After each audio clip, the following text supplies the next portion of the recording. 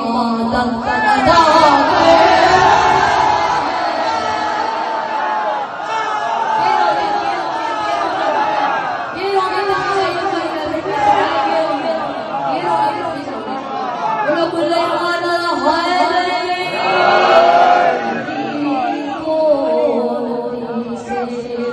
जुदा कर रहा है तू कैसी इबादत अदा कर रहा है, कैसी इबादत अदा कर रहा है, अली को से जुदा कर रहा है।